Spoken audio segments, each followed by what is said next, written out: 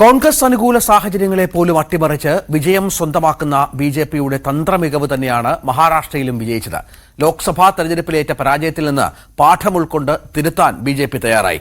എന്നാൽ ഹരിയാന തോൽവിയിൽ പഠിക്കാനോ തിരുത്താനോ തയ്യാറാകാതെ പതിവ് ശൈലി പിന്തുടർന്ന കോൺഗ്രസിനേറ്റത് കനത്ത തോൽവിയാണ്. മഹാരാഷ്ട്രയിൽ മഹായുതിയെ അട്ടിമറി വിജയത്തിലേക്ക് നയിച്ച ഘടകങ്ങൾ പലതാണ്. ഒന്ന്, കുറഞ്ഞ വരുമാനക്കാരായ സ്ത്രീകൾക്ക് മാസം 1500 രൂപ നൽകുന്ന ലാഡ്ലി ബെഹിൻ പദ്ധതി.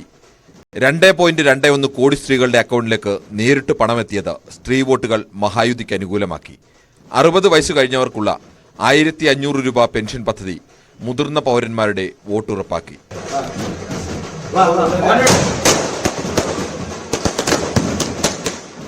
2, ഹിന്ദു വോട്ട് ഏകീകരണം.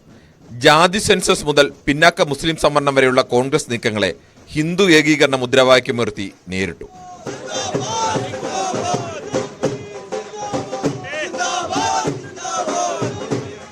3, ഹരിയാന തന്ത്രം മഹാരാഷ്ട്രയിലും.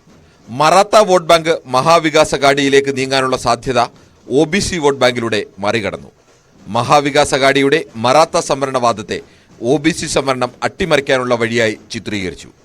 ഹം ഏക് ഹേ തോ സേഫ് ഹേ മുദ്രാവാക്യം പ്രധാനമന്ത്രി തന്നെ ആവർത്തിച്ചുയർത്തി. 4, ലോക്സഭാ തെരഞ്ഞെടുപ്പിലകന്ന കർഷകരെ മടക്കിയെത്തിക്കാനായി. ഉള്ളിവില കൂടിയപ്പോൾ അതിനെ വിലക്കയറ്റമായി മഹാവികാസ് അഘാഡി കണ്ടപ്പോൾ അതിലൂടെ ഉള്ളി കർഷകരുടെ വോട്ടുറപ്പിക്കുകയാണ് BJP ചെയ്തത്. കാർഷിക വായ്പകൾ എഴുതി തള്ളുന്നടക്കം വാഗ്ദാനങ്ങളിൽ ഇരുമുന്നണികളും ഒപ്പത്തിനൊപ്പമായിരുന്നെങ്കിലും താഴെ തട്ടിലെത്തിയത് മഹായുതിയുടെ വാഗ്ദാനങ്ങളാണ്. മുസ്ലിം വിഭാഗം നിർണായകമായ മേഖലകളിലടക്കം വിജയിക്കാനുമായി.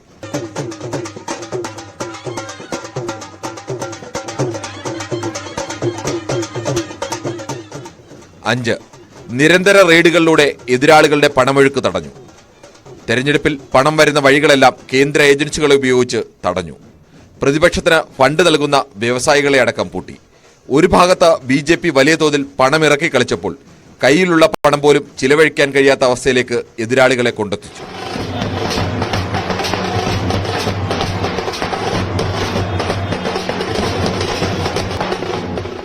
6, അഴിമതിക്കെതിരെ വികസനം. ഏക്നാഥ് ഷിൻഡെ സർക്കാരിനെതിരെ ഉയർന്ന അഴിമതി ആരോപണങ്ങളെ വമ്പൻ വികസന പദ്ധതികൾ ചൂണ്ടിക്കാട്ടിയാണ് പ്രതിരോധിച്ചത്. അടൽ സേതു, മെട്രോ 3, സമൃദ്ധി എക്സ്പ്രസ് പാത, തീരദേശ റോഡ് തുടങ്ങി നേരിട്ട് കാണാൻ കഴിയുന്ന വമ്പൻ വികസന പദ്ധതികളെ വോട്ടാക്കി മാറ്റാനായി.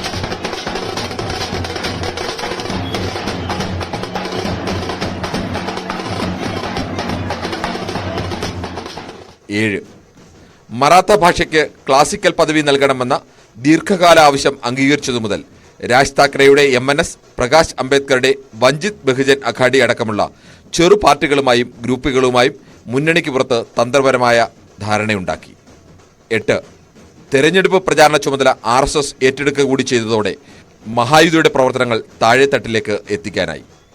എതിരാളികൾക്ക് അനുകൂലമായ ജനവികാരത്തെ 6 മാസം കൊണ്ട് അട്ടിമറിക്കാനാവുമെന്ന് തെളിയിക്കുന്നതുകൂടിയാണ് മഹാരാഷ്ട്രയിലെ മഹായുതിയുടെ ഏകപക്ഷീയ ജയം. Political desk, news 18.